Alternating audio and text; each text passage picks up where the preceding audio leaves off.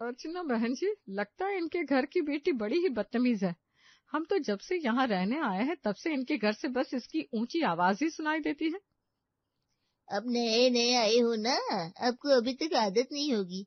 हमें तो अब ये नॉर्मल सी बात लगती है बहन जी। मेरी 2 बेटियां हैं, लेकिन उनकी आज तक किसी ने जोर से क्या, धीरे कान में कहती हुई आवाज भी किसी ने नहीं सुनी होगी। हाँ, लेकिन आजकल की लड़कियां ऐसी कहाँ है अब देख नहीं रहे आरोही को। यहाँ बात करती है तो 10 घरों में सुनाई देती है कि आरोही बात कर रही है।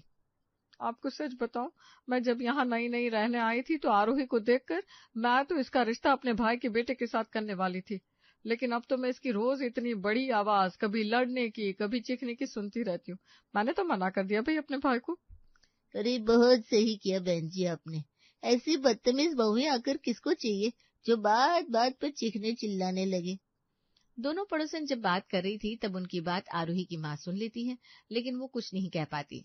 लेकिन उन्हें अब आरोही की फिक्र होने लगी थी कि इस तरह तो उसका रिश्ता किसी से भी नहीं जुड़ सकता, क्योंकि हमारे समाज में एक बार लड़की का नाम खराब हो गया तो फिर कोई उसे नहीं अपनाता है। क्या हुआ, सुबह से देख रहा हूँ बहुत परेशान लग रही हो। आज सुबह अर्चना भाभी और हमारी नई पड़ोसन आपस में बात कर रहे थे। कह रहे थे आरोही की आवाज उनके घर तक सुनाई देती है। मैंने कितनी बार आरोही को कहा है कि लड़कियों की तरह बात करे, धीरे से बात करे, लेकिन वो है कि सुनती नहीं, बहस करने लगती है बस। हम तो माँ बाप हैं, उसकी गलती को माफ कर देते हैं, लेकिन मुझे टेंशन इस बात की है कि ससुराल जाकर उसका क्या होगा। वो छोड़िए, उससे रिश्ता जोड़ेगा कौन। मैंने आरोही की बात कई जगह चलाई है, कहीं ना कहीं से तो उसके रिश्ते के लिए हाँ आई जाएगी। मैं तो कहती हूँ जो लोग इस शहर के नहीं हो, हमें उनके साथ आरोही का रिश्ता जोड़ना चाहिए। ये भी सही है। क्यों, किसी और शहर में करना है मेरा रिश्ता, सिर्फ बताइए तो। लो आ गई, शैतान का नाम लिया, शैतान हाजिर हो गया। मैं कोई शैतान नहीं हूँ और मुझ में कोई कमी नहीं है जो मैं किसी और शहर में शादी करूँ। मुझे शादी नहीं करनी, बस मैंने कह दिया। आरोही तुमसे कोई पूछ भी नहीं रहा, चुपचाप अंदर जाओ। मैं कहीं नहीं जा रही हूँ, आप पहले ये बताइए, आप मेरी शादी किसी और शहर में क्यों करवा रहे हैं। पढ़ी लिखी हूँ, दिखने में सुंदर हूँ, हर काम आता है मुझे, और क्या चाहिए। आरोही, जब बड़े बात कर रहे हो तब बीच में नहीं बोलना चाहिए, अंदर जाओ। आरोही का बीच में बोलना उसके माता पिता को बिल्कुल अच्छा नहीं लगा, इसलिए उसे चुप करवाकर अंदर भेज दिया गया। आरोही के पापा ने उसका रिश्ता सूरत के किसी दूर के रिश्तेदार के परिवार में कर दिया, जहां आरोही से पूछा भी नहीं गया था। पापा, आप किस जमाने में रह रहे हैं? 2026 चल रहा है और आपने मुझसे बिना पूछे मेरा रिश्ता तय कर दिया। आप ऐसे कैसे कर सकते हैं? मैं तुम्हारा पिता हूँ, तुम मेरी बेटी हो, मेरा हक है तुम्हारे भले बुरे के बारे में सोचने का।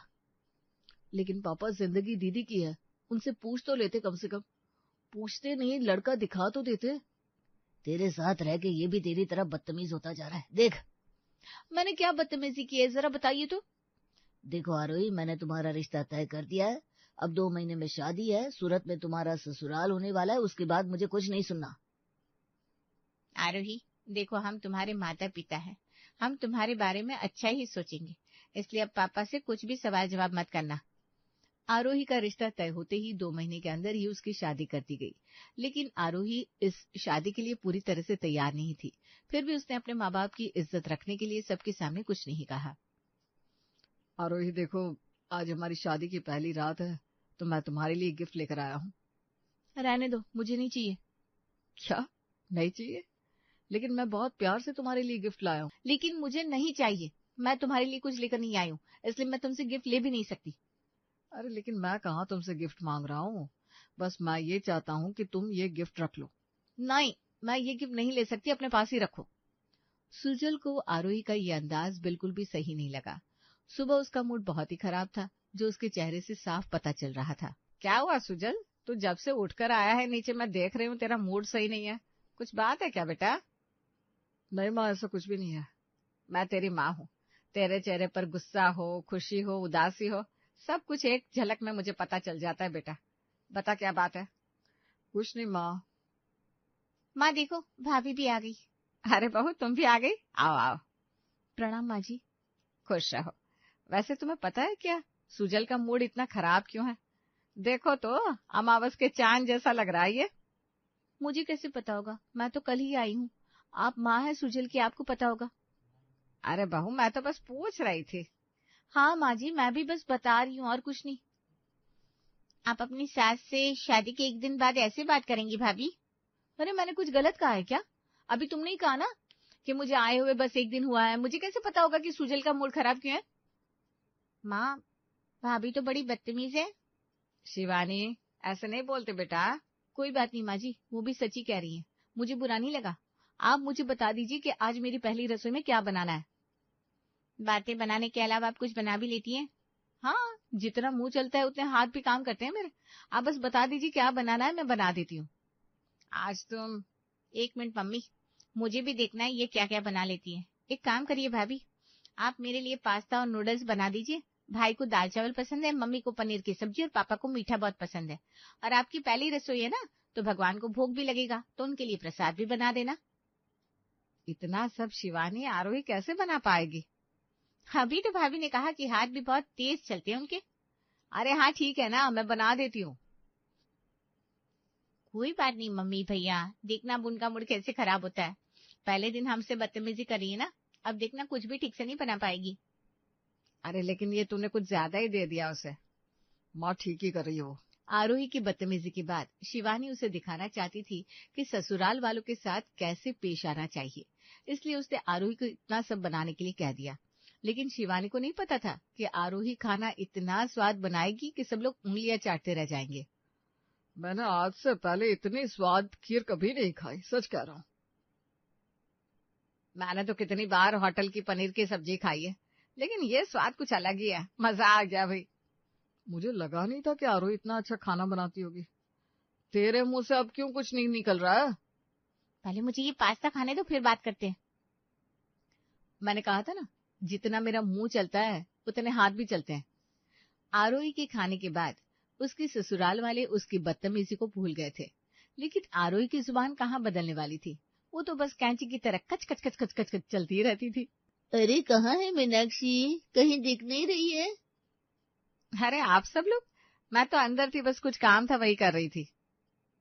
लो, बहू के आने के बाद भी खुद काम कर रही हो।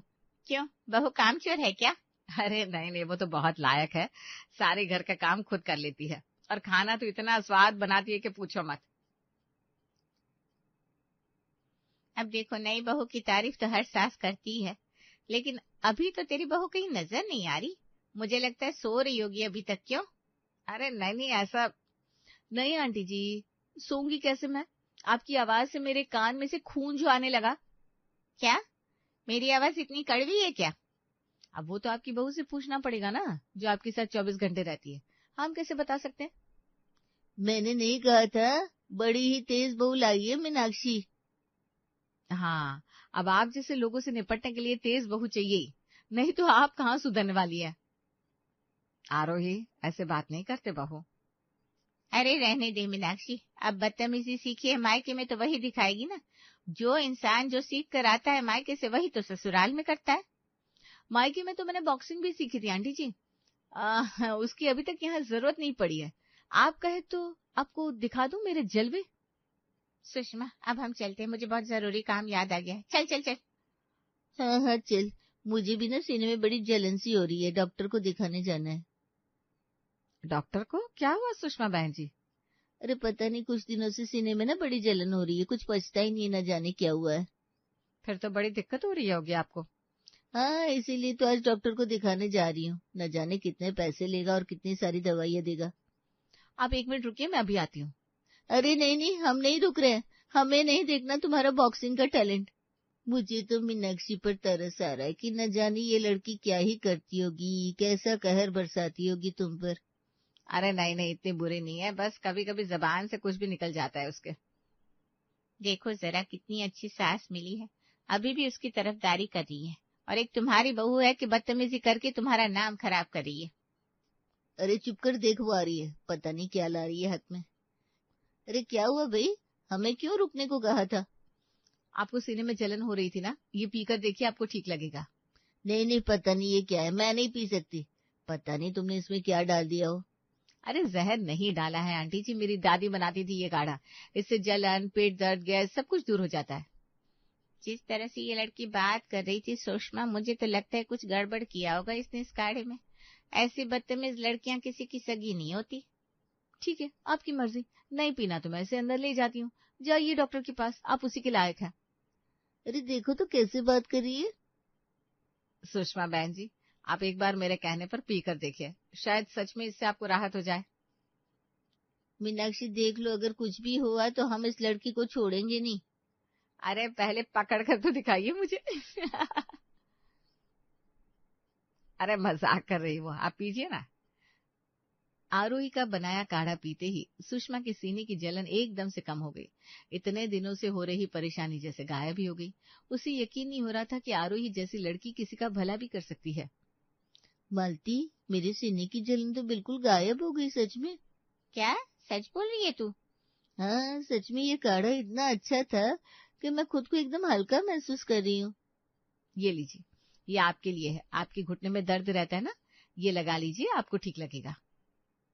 ये तुमने मेरे लिए बनाया है? नहीं नहीं, आपकी कामवाली के लिए बनाया है, उसे दे दीजिएगा।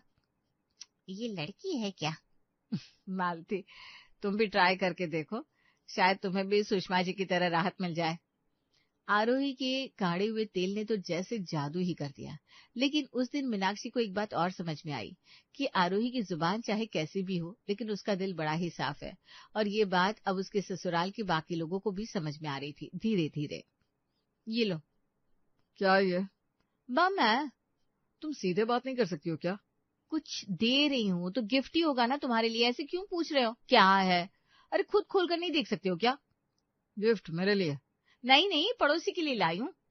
हे भगवान, तुम और तुम्हारी जुबान। आरोही ने सुजल के लिए एक बड़ा ही सुंदर सा ब्रेसलेट बनाया था, वो भी अपने हाथ से। और यही नहीं, साथ में उसके लिए केक भी बनाया था और उसकी पसंद की हर चीज भी। सुजल ये सब देखकर समझ नहीं पा रहा था कि आखिर आरोही चीज क्या है। तुम्हें पता है तुम कितनी बदतमीज हो? पता है, बचपन से पता है। किसी ने तुम्हें टोका नहीं? बचपन में मेरी सिर्फ आवाज तेज हुआ करती थी, तो आस पड़ोस के लोग, पापा मम्मी, ये सब मुझसे कहते थे कि लड़कियों की आवाज हमेशा नीची होनी चाहिए। तो मुझे बहुत बुरा लगता था। मुझे लगता था कि हम लड़कियों को बोलने का हक ही नहीं है, इसलिए मैंने फिर हर बात पर उल्टा जवाब देना शुरू कर दिया था। लेकिन कब ये मेरी आदत बन गई और कब मैं सबकी नजर में बदतमीज बन गई, मुझे पता ही नहीं चला। लेकिन तुम्हें पता है, तुम बदतमीज हो लेकिन दिल की बहुत साफ हो। तुम जुबान से चाहे जो कुछ भी कहो, लेकिन तुम किसी के लिए बुरा नहीं कर सकती हो। हाँ, ये बातें मुझे पता है। अब तुम ये गिफ्ट खोल रहे हो या मैं बाहर फेंक दूं? हे भगवान, थोड़ी सी चीनी मेरी पत्नी के मुंह में भी डाल दीजिए जरा, कब होगा ये चमत्कार? आपको क्या लगता है, क्या ये चमत्कार होना पॉसिबल है? क्या आरोही की जुबान कभी सुधर सकती है? क्या वो कभी किसी को सीधे मुंह जवाब दे पाएगी? चलिए देखते हैं आखिर ऐसा होता है कि नहीं। आरोही अभी तक नाश्ता नहीं बनाया क्या?